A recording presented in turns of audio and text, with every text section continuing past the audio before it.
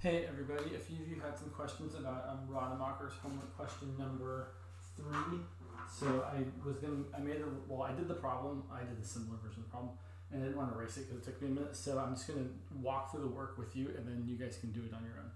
So the function is to find and classify the critical points of x squared plus y squared minus 9 quantity squared. I used 9 instead of 1, just change up a little bit.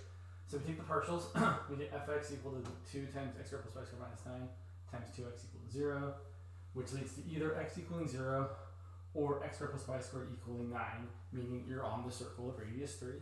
In a similar way, fy equals 2 times x squared plus y squared minus 9 times 2y equals 0, which means you either get y equal to 0 or x squared plus y squared minus 9 equal to 0. So again, on the circle of radius 3.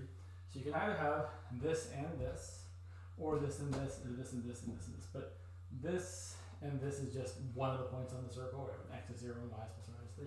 So we end up getting an infinite number of critical points. We get the point 0, 0, which is going to end up being a max.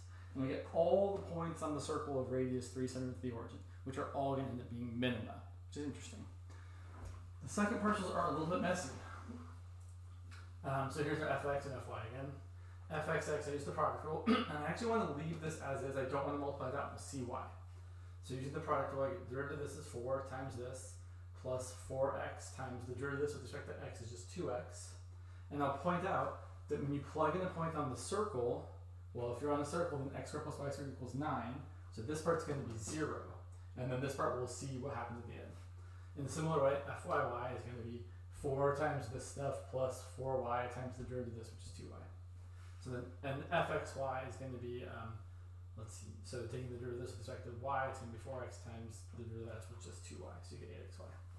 Alright, so then your capital D, Hessian, or determinant of the Hessian, this, looking at 0, 0, if we plug in 0, 0, we get, so plugging in fxx, we get 4 times 0 plus 0 minus 9, 4 times negative 9 for fxx. Same thing for fyy, 4 times 0 plus 0 minus 9 plus 4 times 0 times 0 is going to be 4 times negative 9, which is 4 times negative 9. And then plugging in for fxy, we get 4 times 0 times 2 times 0, which is right there. Same with 36 and 36, which is positive. So we know we have a max or a min. And we see that fxx or fyy was negative 36, which means it's concave up, so we have a minimum. Sorry, concave down, so we have a maximum. Apologies. And then for all the other points, so we have to think about, if we're on the circle, then it's true that x squared plus y squared equals 9. So when I plug into fyy, this part's just going to go away. So if I plug into fyy, I'm going to be left with 8x squared, which I'm not going to worry about because, well, you'll see. So I get 0 plus 8x squared, and here I get 0 plus 8y squared minus 8xy squared. And then before plugging in like a point like 0, 3, or 1 comma, I don't know, square root of 8, right? Those would be points on the circle, or 2 comma square root of 5.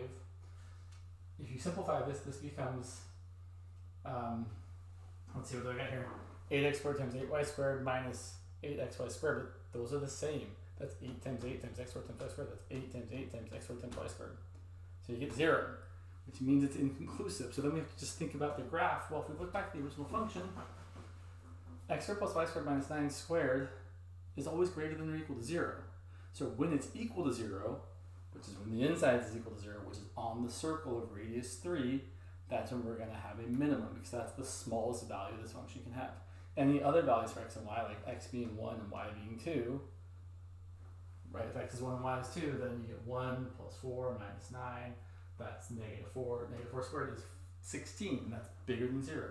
So when you plug in values on the circle, that's when you get the minimums. So hopefully that helps clarify what's happening there. All right, good luck. I'll talk to you guys later today. Bye.